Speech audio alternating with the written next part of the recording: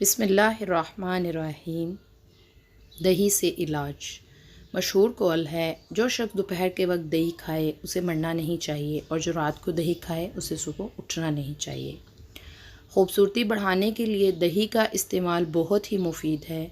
दही एक प्रोबायोटिक है जो ख़तरनाक बैक्टीरिया को ख़त्म करता और दोस्त बैक्टीरिया को पैदा करता है। दही हाजमा करने के साथ साथ जिस्म को ताकत देता है। दही कमोबेश 10,000 बीमारियों का इलाज है। दही में कैल्शियम, फोलाद, जिंक, पोटाशियम, फास्फोरस और मैग्नीशियम जैसे अज्जा पाए जाते हैं। ये अनासिर इंसानी जिस्म के लिए बहुत ही मुफ्त का नेमुल बदल कोई चीज़ नहीं।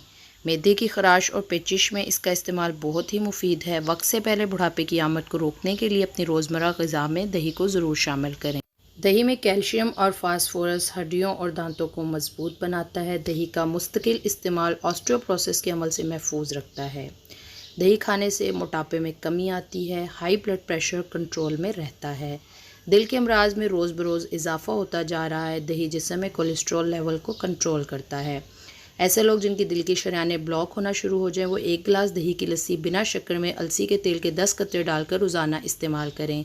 इंशाल्लाह इसके इस्तेमाल से दिल की ब्लॉक नहीं होंगी। किसी भी बीमारी में एंटीबायोटिक के इस्तेमाल से कमज़ोरी हो, हाजमा ख़राब हो, मुँह खुश्क रहता और रंगज़द पड़ जाए तो दही का इस्तेमाल चंद दिनों में ही आपकी काया पलट देगा। दही क़ुव्वत मुदाफ़अत में इजाफ़ा करता है। क़ुव्वत मुदाफ़अत अगर ज़्यादा होगी तो बीमारियाँ हमलावर नहीं होंगी। दही दूध का नेमुल बदल भी है। ऐसे लोग जिन्हें दूध हज़म नहीं होता, पेट में गैसेस बन जाती हैं, वो दही का इस्तेमाल ज़रूर करें। दही मैदे की गर्मी को दूर करने के साथ साथ मुंह के छालों के लिए भी बेहद मुफीद है। जल्दी अमराज में जिस्म की खारिश दाने निकल आते हैं, इनमें भी दही का इस्तेमाल बहुत ही मुफीद है।